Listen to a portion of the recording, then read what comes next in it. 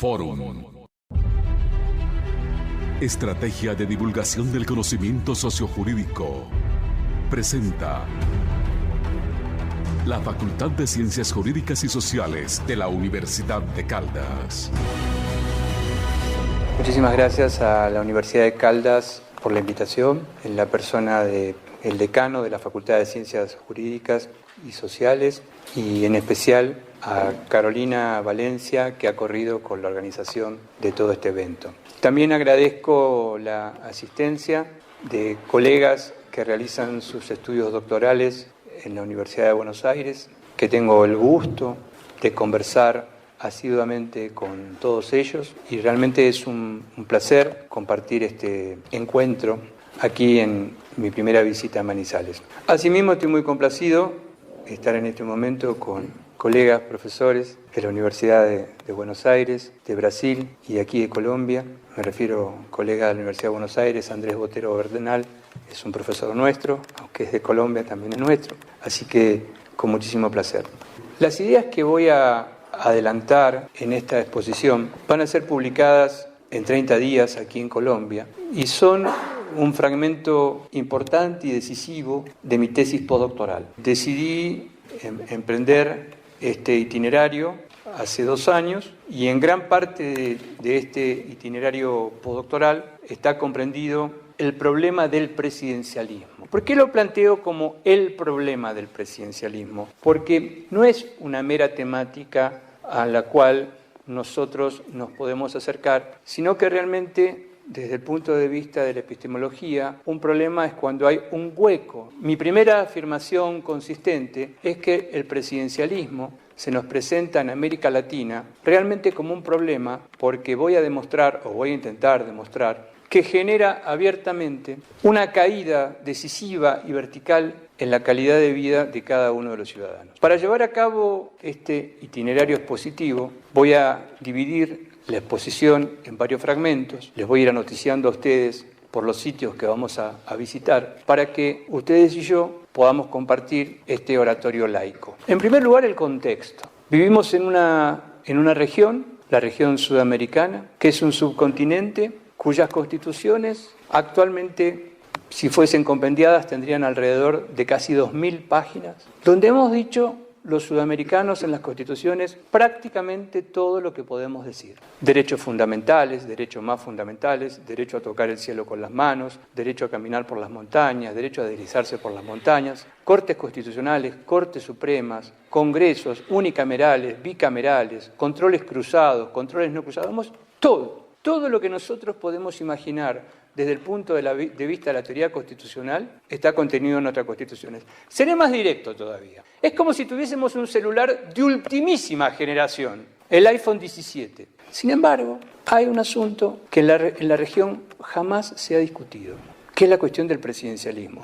Entonces uno se hace varias preguntas. Dice, ¿por qué solamente en más de 200 años de vida institucional en América Latina solamente han practicado de manera muy breve otra forma que no sea la presidencial? Brasil en la década del 60 y tímidamente Chile en la década del 30. ¿Es que acaso los latinoamericanos, los sudamericanos en particular, estamos tan contentos con el sistema de gobierno?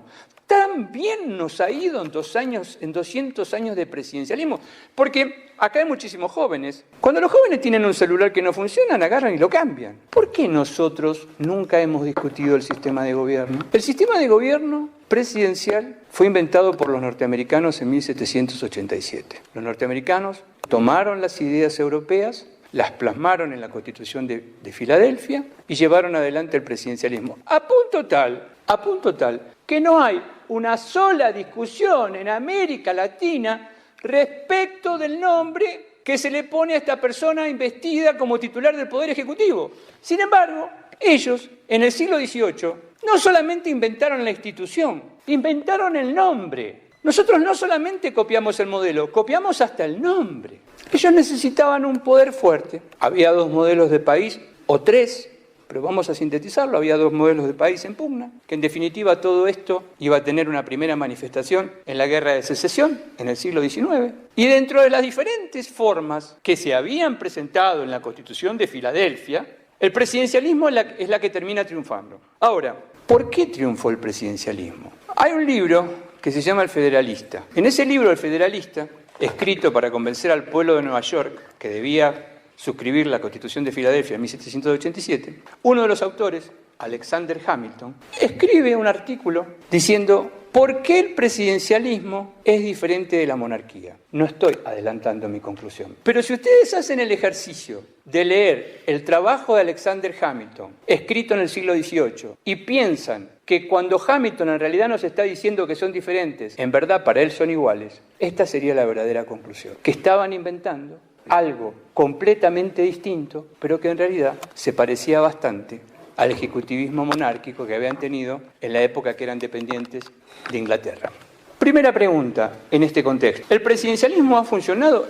Parece que ha funcionado bastante bien en los Estados Unidos. Ellos han tenido discusión y la literatura es bastante complaciente con el presidencialismo. La literatura constitucionalista registra un solo libro a fines del siglo XIX que se llama La abolición de la presidencia, de un autor llamado Lockwood. Fuera de eso, no hay mayores registros de que los norteamericanos hubiesen estado disconformes. De hecho, en Estados Unidos hay varias cosas que se saben. El horario de la salida del sol y las elecciones presidenciales. En un caso, como una ley natural, y en este caso, como una ley social. Nada de esto podemos decir los sudamericanos. En nuestro contexto, jamás se discutió el programa presidencial, jamás se discutió el nombre que iba a tener la institución, jamás se discutieron los poderes y, la verdad, para tener una mirada complaciente con quienes nos han precedido, y me refiero a los patriotas que nos han precedido en cada uno de nuestros países, la verdad que en el siglo XIX había un solo modelo circulando, era el modelo de los Estados Unidos. Y tiene bastante sentido opinar que, como había un solo modelo funcionando, en el momento de la constitución de nuestras repúblicas, se tomaba el modelo estadounidense, se lo vaciaba en el molde de nuestras constituciones y allí empezaba a funcionar. En el aspecto en que voy a desarrollar en esta ponencia, me voy a limitar específicamente a 3 países, a la Argentina, a Brasil y a Colombia. Voy a exponer las razones, la mínima razón es porque creo que son los 3 países más grandes de la región y porque estoy absolutamente convencido que hay una relación innegable entre las posibilidades de eficacia de una constitución y el espacio territorial y la población en que ella se desenvuelve. Seré más claro todavía. No es lo mismo una constitución para 215 millones de habitantes que una constitución para 15. El modo de obligar de una constitución para 215 millones de habitantes como Brasil, 50 millones de habitantes como Colombia, casi 50 como la Argentina, jamás puede ser una norma igual que aquella que fue pensada y gestada para 10, 12 o 15 millones de habitantes. Esto no significa el demérito de ninguna de nuestras repúblicas, pero si nosotros tenemos que pensar en una arquitectura constituyente, esa arquitectura constituyente, evidentemente, a mayor cantidad de ciudadanos, mayor diversidad, mayor pluralidad y mayor complejidad para diseñar un modelo constitucional. Por esa es la razón en la cual he escogido 2 modelos federales, los 2 modelos federales que existen en la región, que no es una cuestión menor. Argentina y Brasil son los países territorialmente más grandes de la región, y acaso habría que preguntarse si podría funcionar otro modelo que no fuese el presidencialismo, y en el caso de Colombia muestra el intento unitario más grande que existe en América del Sur. O sea que se encuentra plenamente justificado. Antes de pasar al anuncio de la tesis y la argumentación que voy a hacer en esta exposición, quiero contarles, y no ser desagradecido con todos ustedes, el final de la película. Les voy a contar el final de la película. Hay un profesor, amigo de muchos de nosotros, que suele hacer esto en la Universidad de Buenos Aires. Nos cae bastante mal, pero lo voy a hacer. En un momento de la investigación, tenía a mi izquierda la Constitución argentina, en el centro la Constitución de Brasil y a mi derecha la Constitución de Colombia. Los poderes de los presidentes. Increíblemente, y aquí sí estoy anticipando la conclusión, ni siquiera me lo había presentado como hipótesis inicial. Comprobé al final del camino, y creo que con esto voy a concitar la atención de todos ustedes, o duplicarla, que los poderes presidenciales de Iván Duque son iguales a los que va a tener Bolsonaro. Y los poderes presidenciales que tiene Bolsonaro van a ser iguales a los que tiene el presidente Macri. ¿Qué quiero decir? que las normas constitucionales de Argentina, Brasil y Colombia dicen básicamente lo mismo. Que la arquitectura normativa sí genera escalofrío, Claudia. Genera escalofrío que el presidente Iván Duque pudiese gobernar Colombia con las mismas normas que tiene la Constitución argentina. No hay prácticamente diferencia y voy a hacer un repaso de todo esto. En la segunda parte que dedico a la exposición es la tesis sustancial que voy a desarrollar. La tesis se monta sobre lo siguiente. El ejecutivismo sudamericano, el presidencialismo sudamericano, es un presidencialismo exageradamente robusto, que muchos lo llaman muy bien hiperpresidencialismo, y que en este hiperpresidencialismo solamente puede lograrse a través de una concentración inusitada de potestades en la persona del presidente de la República, un predominio descomunal del presidente en la vida institucional y ciudadana de la República, concentración y predominio que traerá como consecuencia la alteración, el jaque y acaso el jaque mate de cualquier teoría que se pretenda enunciar respecto del principio divisorio o de la división de poderes. Es interesante que nos preguntemos, una vez que ha sido presentada la tesis aquí con todos ustedes, algunas características generales acerca de los sistemas de gobierno. Sistemas de gobierno en el mundo existen dos, por definición, sistemas de gobierno democráticos. Existen dos, el sistema de gobierno parlamentarista y el sistema de gobierno presidencialista. Sin embargo, no hay dos sistemas de gobierno parlamentarista iguales, porque ni aún pensando en dos sistemas de impronta republicana, como son el alemán de la Constitución de 1949 y el italiano de la Constitución de 1948, nadie en su sano juicio, ni aquí ni en ningún lugar, se le ocurriría decir que el presidencialismo alemán es igual que el presidencialismo italiano. Sin embargo, el parlamentarismo, sin embargo, a la carta se llaman igual. ¿Qué ocurre con el presidencialismo? En el presidencialismo ocurre esto con el tema de la definición. ¿Cómo definimos nosotros, cómo hacemos para definir qué es un sistema de gobierno presidencial? Y básicamente el sistema de gobierno presidencial viene definido por las siguientes características. Primero, hay un líder a la providencia de todo ese proceso político. Quizá la Constitución que de peor manera lo dice, voy a retomarlo más adelante, es la colombiana, creo que es en el artículo 188 cuando dice desmadradamente que el presidente simboliza la unidad nacional. También la voy a elogiar, pero bueno, tocó la crítica primero. ¿Qué va a hacer? Este líder a la providencia, ungido de una manera vertical que ahora vamos a analizar, tendrá estas potestades omnividentes, omniscientes y omnicomprensivas. Vamos a hacer una pequeña escala aquí. Vamos a preguntarnos nosotros, cosa que no nos preguntamos, ¿por qué elegimos presidente por segunda vuelta? ¿Alguna vez se lo preguntaron? Bueno, yo les voy a contar hasta dónde he llegado. ¿Por qué elegimos? ¿De dónde hemos sacado este asunto de la segunda vuelta? Porque ustedes salen de acá, leen la Constitución de los Estados Unidos y dicen, caramba. No sé, ¿cómo se dice acá? Caramba, ¿cómo dice usted? Caramba, caramba. La Constitución de los Estados Unidos no dice absolutamente nada respecto de una elección directa de un príncipe republicano. Lo copiamos de la Constitución francesa de Luis Bonaparte, el bonapartismo. O sea que nosotros tenemos, todos los sudamericanos, este asunto de la segunda vuelta electoral, de potenciar decisivamente a un presidente con una mayoría de ciudadanos para que esa noche se lleve todo. ¿Recuerdan la noche que ganó Iván Duque? ¿Se acuerdan la noche que ganó la segunda vuelta? Nunca más va a tener ese poder. A partir de ahí, cae. Piensen en Uribe. Ganó la primera, ganó la segunda y luego no pudo más. Yo pensaría lo mismo para el presidente de la República mía, que ojalá no pueda ganar la próxima elección. La Constitución francesa fue la que por primera vez en la historia inventó este asunto de la segunda vuelta electoral. Ahora, adviertan esta característica. Colombia y Brasil tienen el mismo mecanismo para la selección de este líder providencial. 50% más 1, ese es el presidente de la República. La Argentina es novedosa, en la Argentina no rige exactamente la ley de la gravedad, de la termodinámica y de los cuerpos celestes como en el resto del mundo. En la Argentina mayoría absoluta no es 50 más 1, como indica la aritmética, sino que en mi país mayoría es 40%. Argentina tiene varias peculiaridades. Una de estas, y hay que defenderla realmente porque somos un país verdaderamente genuino y nos va muy bien. Entonces, como nos va tan bien, alteramos las leyes de la aritmética. En la Argentina, 40%. ¿Por qué? Y porque se dieron cuenta cuando hicieron la Constitución que en realidad el que sacaba 40%, si pasaba segunda vuelta, podía perder contra el 60% que tenía en contra. Entonces, si tiene el 40% de primera vuelta y saca 10 de ventaja, por las dudas lo ungimos presidente, que es lo que puede llegar a pasar el año que viene. Desde la Constitución del 5 de octubre de 1988, Argentina, Colombia y Brasil, desde 1988, 1991 y 1994, hemos elegido 21 presidentes en 21 turnos electorales. En la mayoría de estos turnos electorales hubo segunda vuelta. Observen la curiosidad. Solamente no fueron a segunda vuelta electoral 3 presidentes sudamericanos.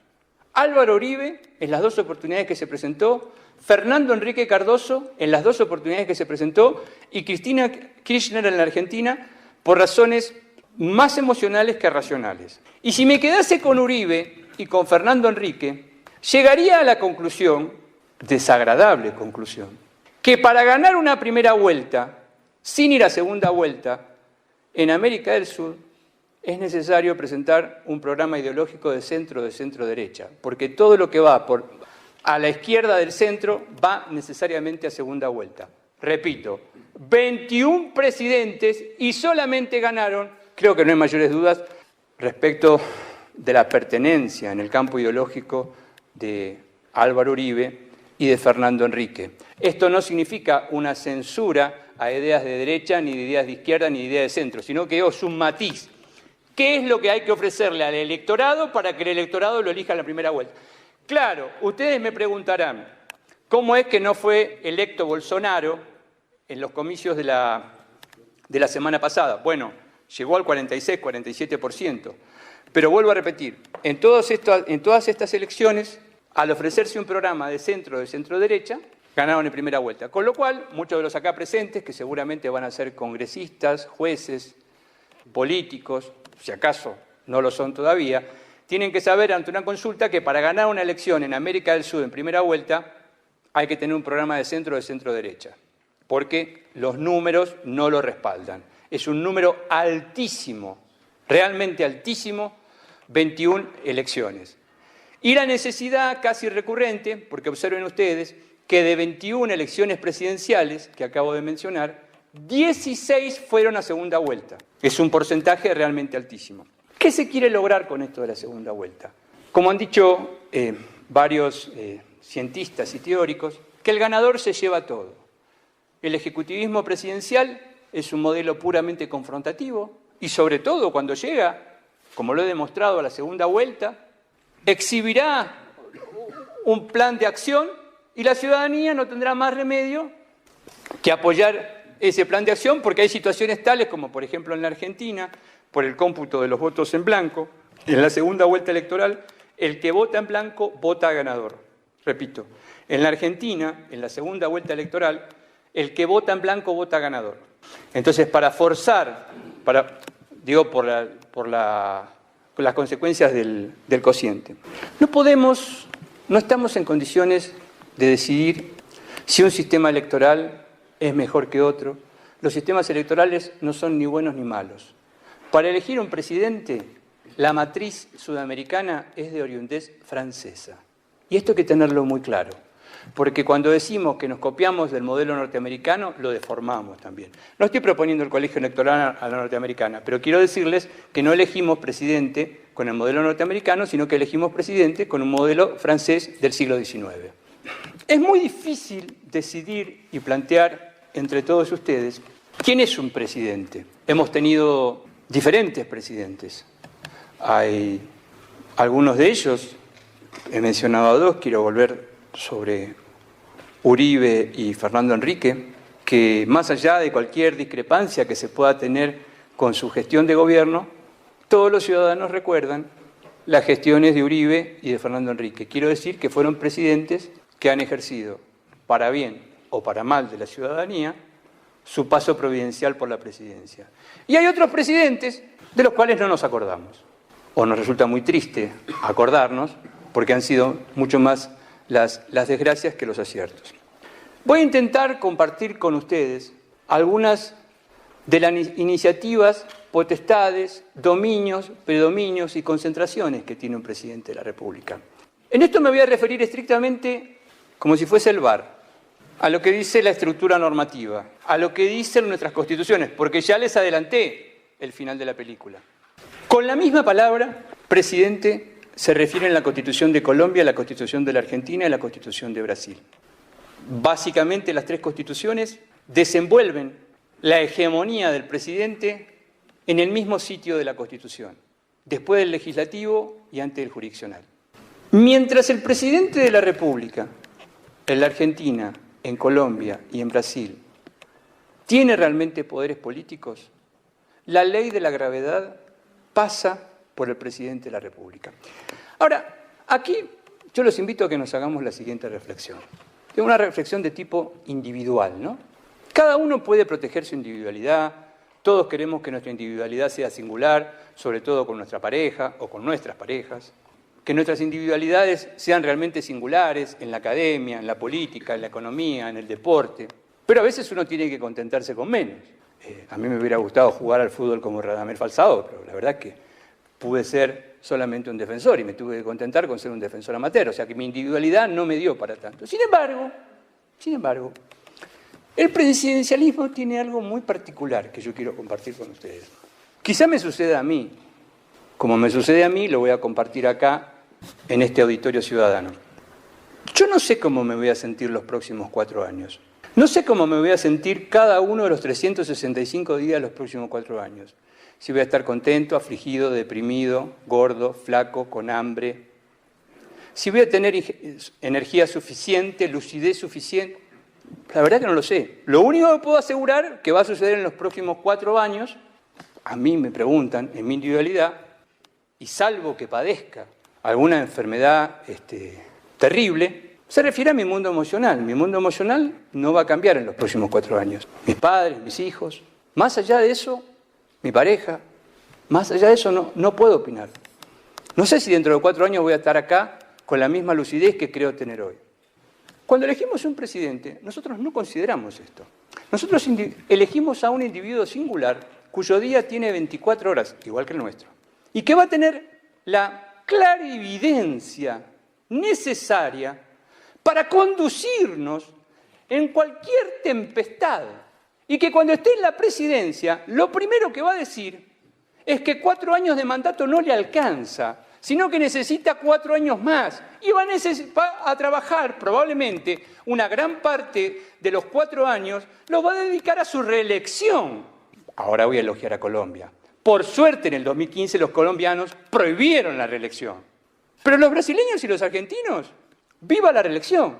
Entonces elegimos una persona cuya individualidad singular nos va a decir que en realidad el futuro, el cambio está por venir. Casi como fuera un pastor de iglesia, con todo respeto. Pero la iglesia se reserva a una cuestión íntima de cada uno. Este es un asunto público. La democracia es gobierno a la luz del día. El presidente de Colombia, de la Argentina y de Brasil designa a sus ministros cuando, cómo y se les da la gana. Le pide la renuncia en la Argentina, Brasil y Colombia, cómo, cuándo y se les da la gana. No tiene ningún tipo de responsabilidad ante el Congreso. El 70% de las iniciativas convertidas en ley por los congresos de Argentina, Colombia y Brasil responden a iniciativa de los presidentes, el 30% a iniciativa de los congresistas. No es posible en la Argentina, en Brasil y en Colombia que los medios de comunicación lleven adelante una política en contra del presidente de la República. Lo que sucede hoy con el payaso que tienen en Estados Unidos y la prensa es impensable en nuestros países. Es impensable en nuestros países la posición de un diario como el Times que lleve adelante una política agresiva y contundente contra el presidente de la República. O sea que el presidente de la República no solamente mantiene estos coletazos de la hegemonía jurídica de la que estoy hablando, designa a sus colaboradores. Además, otra cuestión que les comparto a ustedes, Para gobernar Argentina, Brasil y Colombia se necesitan no menos de 5.000 funcionarios. O sea que nosotros sabemos que el día que elegimos presidente de la República, ese presidente de la República tiene la comprensión inacabada de que dispone de 5.000 funcionarios, o 7.500 o 10.000 en el caso de Brasil, para concretar lo que desde los griegos se vienen preguntando, que es el buen gobierno. Esa noche, el día que ganó la elección, dirá que él va a gobernar, que va a gobernar para todos, porque se acabaron las divisiones, parezco un presidente electo, se acabaron las divisiones, solamente hay un solo partido, que es el Partido Colombia, el Partido Brasil, el Partido Argentina, todos militamos para este partido y a partir de ahora yo voy a hacer política solamente para todos. Es mentira, es imposible. No hay asuntos humanos que no impliquen contradicción y no hay asunto humano en el cual una persona pueda tener una debacle, una depresión, una angustia, un sinsabor. ¿Cuántas veces nosotros tenemos dudas en nuestras vidas? ¿Cuántas veces si compro, si no compro, si gestiono, si no gestiono? ¿Cuántas veces dudamos? ¿Cuántas veces dudamos por día? Como dice un profesor de mi facultad. Lo bueno, Gustavo, es las cosas que hacemos en privado, porque no nos ven. El problema es cuando nos ven.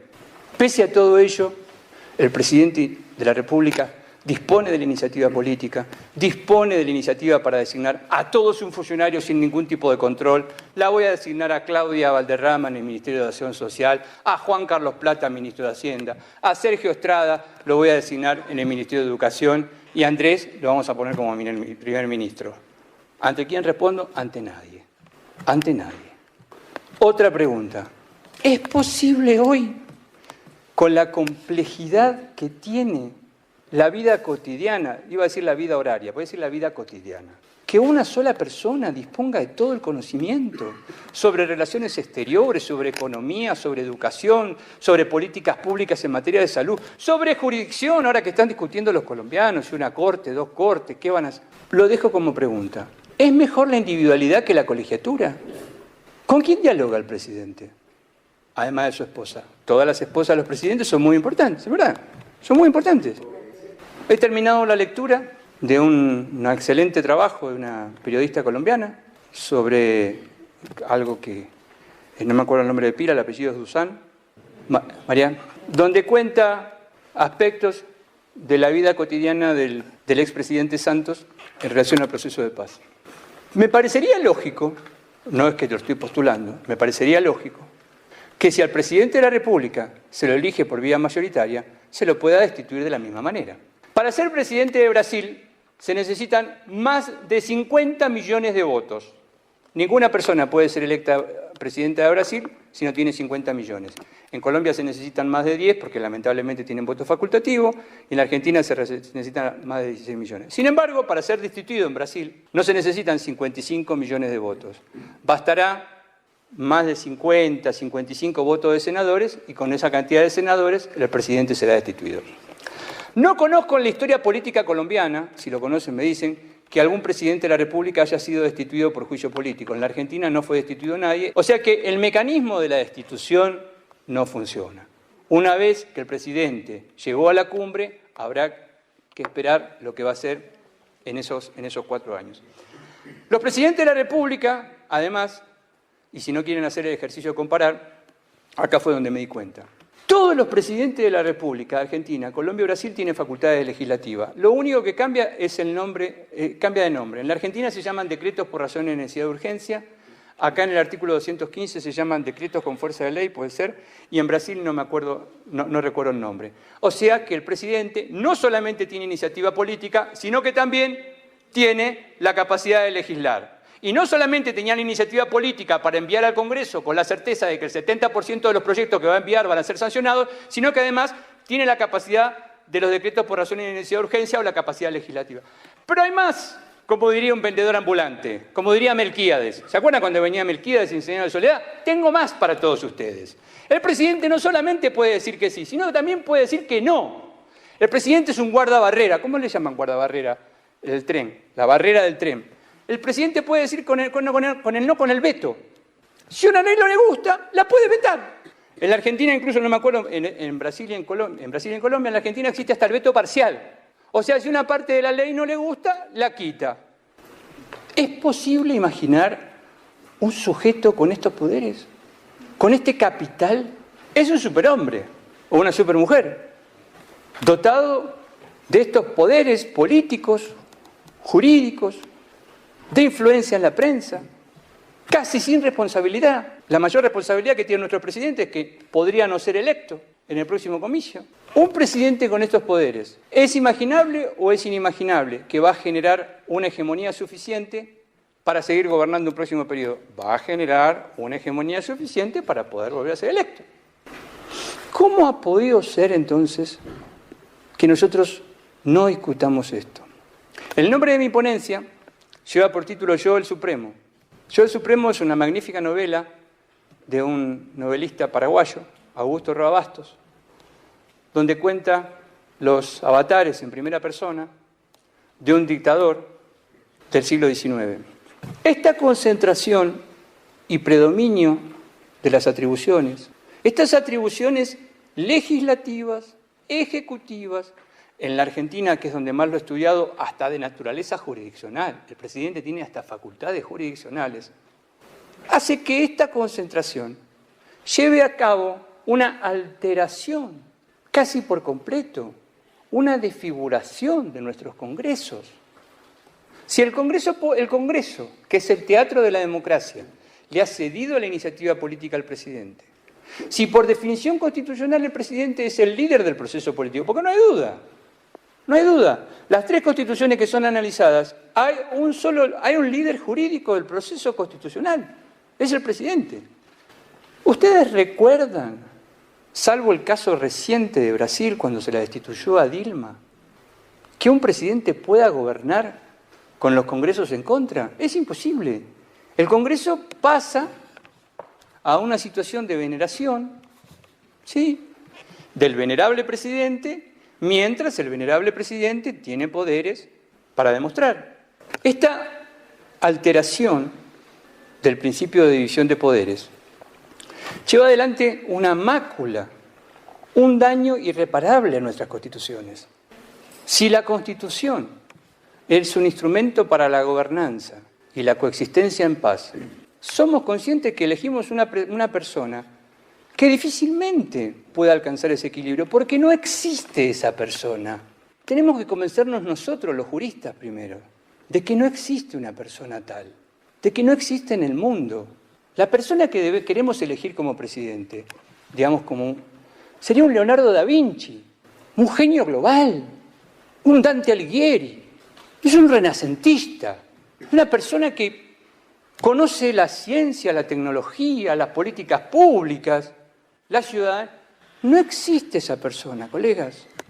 Sin embargo, nosotros depositamos con fidelidad la simpatía cada 4 años y creemos que esa noche vamos a salir de la postración todos los colombianos, vamos a salir de la postración todos los brasileños y vamos a salir de la postración histórica. Los argentinos no vamos a salir nunca, pero vamos a salir de la postración eterna los argentinos.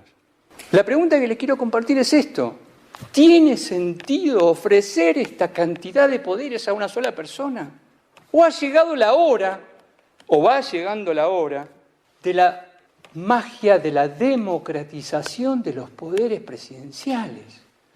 Horizontalizar, abrir las constituciones y meterle la mano a los poderes del presidente y decirle: mirá, estos poderes no van a ser más omnívodos, omnividentes, omnicomprensivos y omniscientes. Ahora van a ser poderes compartidos, van a ser poderes colegiados. Ahora vas a tener que discutir y dialogar. ¿Ustedes creen seriamente que es necesario una persona a las 24 horas del día para...? Yo pienso, la verdad, no le quiero faltar el respeto a ningún presidente, pero creo que nuestros países funcionarían igual sin presidente. Sí, porque hay un aparato burocrático del Estado, hay una burocracia que hace que vaya funcionando. Y no es porque Sí, es porque existe una cuestión epistemológica de fondo, porque estoy absolutamente convencido que la confrontación no lleva a ninguna parte al ser humano. Y el presidencialismo no es confrontación pura y perpetua. Si yo gano la elección, me llevo todo. Y la noche que me llevé todo, no los voy a invitar a ninguno de ustedes. Voy a armar esto como se me da la gana, que es lo que hacen todos los presidentes de la República, porque las constituciones autorizan esto. Los presidentes no tienen un comportamiento inconstitucional. Sí, claro. El presidente claro, Andrés, el presidente que abusa del poder, como pudo abusar Uribe, como pudo abusar Menem, como pudo abusar Dilma. Sí, claro que los presidentes abusan del poder, pero la totalidad, el enjambre de los poderes que usan los presidentes están descritos en las constituciones. No nos debemos confundir en esto. No digo Temer, pero para volver al caso de Dilma, Dilma lleva adelante una conducta que ella creía que estaría amparada por la Constitución, cuando en realidad no lo estaba. Salió un poco del espacio constitucional. Pero básicamente el cúmulo, la madeja, el ovillo de todas esas atribuciones están en la Constitución. La iniciativa legislativa. En la Argentina tiene iniciativa legislativa hasta para llevar a cabo una reforma de la Constitución. Los poderes de veto. La influencia política sobre los congresistas, el armado de las listas políticas de los congresistas, la hegemonía política sobre la prensa, el control de los jueces. Perdón, yo no sé si acá controlan, en la Argentina controlan a los jueces, no sé si acá, pero en Argentina sucede. Controlan y mucho a los jueces y no hay presidente que no controle a los jueces. En definitiva, y para ir cerrando, el profesor Zaffaroni, de él hablaba, señalaba en el prólogo a mi tesis postdoctoral, de manera irónica, que el presidencialismo le genera poca simpatía a Ferreira. Ustedes habrán notado que en ningún momento de la exposición, estoy cerrando, en ningún momento hice alusión al parlamentarismo. No dije, es mejor el parlamentarismo. No he dicho, es mejor el semipresidencialismo. No he dicho, es mejor un presidencialismo moderado. Lo que me he limitado a reseñar que el arte del buen gobierno, postulado por los griegos, de Pericles en adelante, o sea, hace 2500 años, es algo que domina los cerebros de todos los seres humanos. Todos los seres humanos queremos un buen gobierno. Claro, el buen gobierno de los hombres, el buen gobierno de las leyes. Imaginemos, esta pregunta debemos hacernos. ¿Será posible un buen gobierno de un presidente? ¿No estaremos solicitando demasiado? Si la Constitución de Brasil, la de Argentina y la de Colombia le entregan poderes para ejercerlos de manera hegemónica, casi despótica y arbitraria, ¿cómo puede ser un buen gobierno eso? En realidad lo que estaría fallando es el buen gobierno de la ley. Esas competencias limitadas, restringidas y decisivas vienen por la Constitución.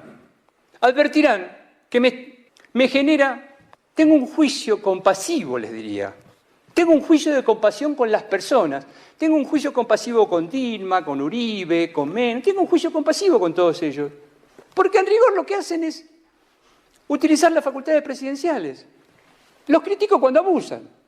La pregunta que tenemos que hacernos nosotros es si del mismo modo que elegimos un saco, un celular, una corbata, un par de zapatos, una cartera, un viaje, un trabajo, un estudio, todas cuestiones que tienen que ver con nuestra existencia y bienestar. El sistema de gobierno no hace al bienestar nuestro, de nuestros hijos, de nuestros nietos y de nuestros bisnietos, pero vaya que sí lo hace. Hace 200 años que vivimos con este sistema de gobierno. Levante la mano en la sala el que está conforme con el sistema de gobierno presidencialista. Ni uno va a levantar la mano, porque no estamos de acuerdo, porque no nos sentimos contenidos, Andrés. No nos contiene. Porque no existe la posibilidad ni epistemológica ni ontológica que una persona nos gobierne. No es ese el mundo. El mundo es el del diálogo, del incremento perpetuo del diálogo racional. Hay una obra de teatro de un dramaturgo argentino, un dramaturgo muy peculiar, porque fue una persona que fue autodidacta y leyó a Dostoyevsky en malas traducciones. Es probablemente uno de los autores más relevantes de la literatura argentina del siglo XX. Y en una obra de teatro que se llama Saverio el Cruel, en un momento de la obra, Saverio, a quien le iba muy mal en la vida, de golpe y de repente le empieza a ir bien. Estaba en la clase pobre y pasa a la clase media. Pero, en el mientras tanto, Saverio vive en la misma pensión, en el mismo hogar pobre que estaba viviendo. Un día llega a la casa y la señora que le hacía la comida dice: ¿pero qué hace, Saverio? Estoy acá ahora, les estoy hablando a todos ustedes. Pero bájese de la silla, Saverio, déjese de joder, ¿qué le pasa? Es que ahora soy presidente. En el imaginario del dramaturgo, la caracterización despiadada y demiúrgica de los poderes era colocarlo a ese personaje patéticamente subido a una silla y que creía que tenía todos los poderes, el presidente. Agradeciendo la atención de todos ustedes, voy a cerrar con una pregunta, que es la siguiente. El presidente no será un monarca, ¿verdad? Muchísimas gracias.